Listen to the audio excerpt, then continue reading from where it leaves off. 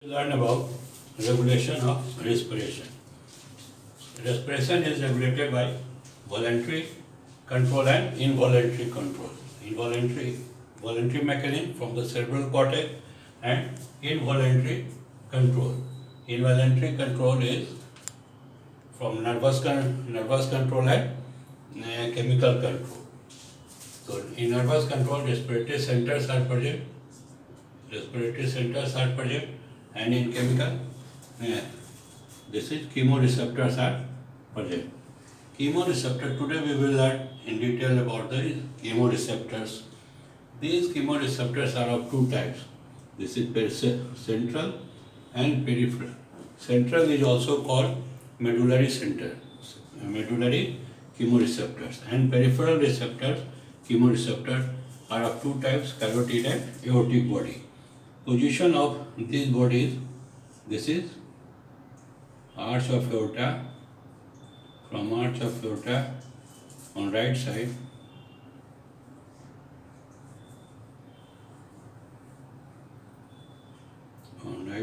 this brachiocephalic artery arises, which divides into right subclavian and this common carotid artery. Common carotid artery will divide into this external carotid artery and internal carotid artery.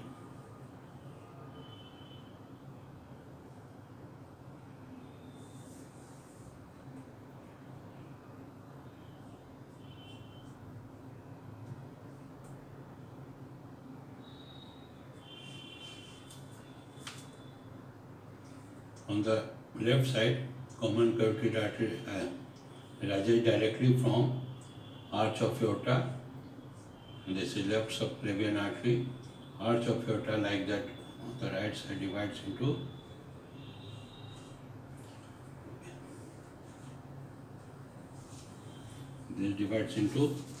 internal and external carotid artery. External and internal carotid artery. This is common carotid artery.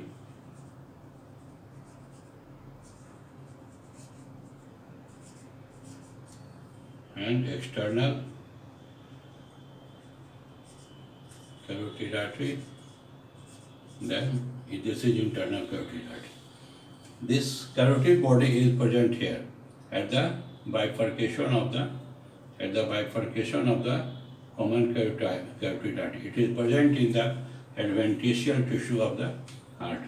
From here, carotid nerve arises, carotid sinus nerve, and this will go into the ninth cranial nerve. This is sensory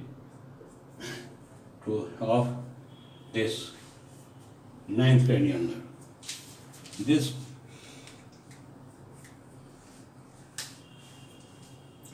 aortic body are two in number, and they are present here in the arch of aorta. From there, aortic, this is carotid sinus nerve,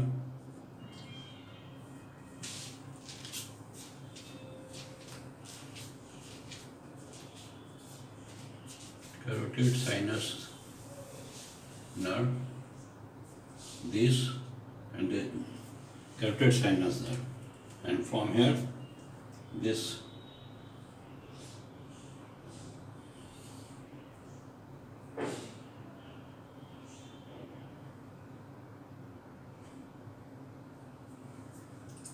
these are aortic bodies. From aortic body, this will pass into the 10th cranial nerve, that is vagus, and they are known as aortic nerve. This is known as aortic nerve. So we learned that common carotid artery are one on each side, and this aortic bodies are two or more on either side of the midline. Aortic body will go to this aortic nerve, sensory part of vagus, and this carotid sinus will go to the ninth cranial nerve. This is the position of carotid and aortic body. they are very sensitive to PO2, partial pressure of oxygen. They are very sensitive to partial pressure of oxygen, and when stimulated, when it goes below PCO2, goes below 60 millimeter of mercury, partial pressure goes below 60 millimeter of mercury. Normal is partial pressure is 100. When it goes into the arteries, it is 100 millimeter of mercury. When it goes below 60 millimeter of mercury, they are very much stimulated. Carotid body and aortic body are stimulated.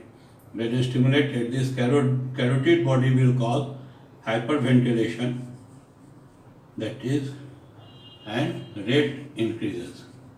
Depth and rate both are increasing by carotid body. In aortic bodies only rate increases. In carotid body and aortic body both are. In aortic body only rate is increased.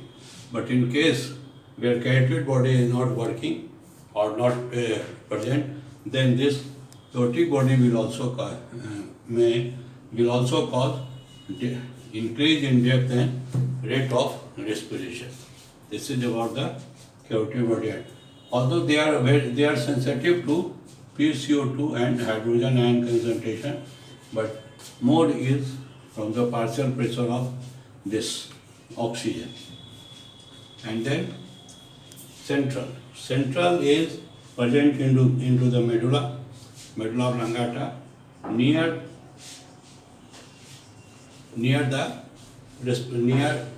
respiratory centers, but they are separate.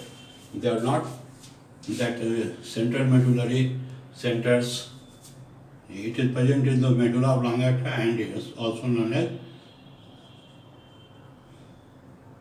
medullary chemoreceptors. This is stimulated by hydrogen ion concentration and carbon dioxide, partial pressure of carbon dioxide. Although they are also sensitive to partial pressure of O2, but hydrogen ion concentration and PCO2 have major role. And when this is stimulated, medullary chemoreceptors are stimulated, this will also cause increase in depth and rate of the respiration. So central receptor, here carbon dioxide enters into the carbon dioxide formed in the by metabolic process, enters into the brain tissue, blood-brain barrier and blood CSF barrier. Carbon dioxide will enter rapidly, and this will form H2 carbonic acid, which will dissolve in H2 hydrogen ion and bicarbonate ion. This is catalyzed by carbonic anhydrase. This hydrogen ion and bicarbonate ions cannot cross blood-brain barrier and blood CSF barrier rapidly. Therefore, hydrogen ion concentration increases in the cerebrospinal fluid as well as interstitial fluid of brain. This interstitial fluid of brain, and this will stimulate the medullary centers or central center and cause increase in depth and rate of respiration. Something about this histology of peripheral chemoreceptor. They are formed by two types of cells, type 2 and type 1. Type 1 is glial-like cells. They support the type 1 cells, and in emergency they can proliferate into the type 1 cells. These are type 1 cells. Type 1 cells are numerous, and ratio is about 1:4. Means 4 type 1 cells. This is type 1 cell, and this is type 2 cell. Type 2, and this is type 1. They are present one glia cells for 4 this type 1 cell, that is 1:4. They are present in 1:4 ratio. These cells, and then here it nerve cell, nerve ending is present. Nerve ending is present. These type 1 cells have many granules. They have many granules. They are very active and they have many granules present in the cell. These granules are, what are they? These granules contain a lot of enzymes and chemical substances. The chemical substances are ATP and catecholamines and dopamine. Here dopamine is released, and this dopamine will combine with D2 receptors, and this will exert its action. The structure of carotid body and aortic body is same. Only difference is that it is carotid body 9th cranial nerve and aortic body 10th cranial nerve is sensory. Then this is supplied by, its blood supply is very rich. It is supplied by a lot of capillaries, fenestrated capillaries, and blood supply is very rapid and very rich blood supply is there. Therefore, they can censor the composition of this blood. They do not use a lot of oxygen, but they can censor and then transmit the impulse into the 9th cranial nerve in case of carotid body and 10th cranial nerve in case of this aortic body. This is the this is the histological structure, type 1 and type 2. How this dopamine are released? It is somewhat controversial, but the working theory is that in the cell there are hypoxic dependent potassium.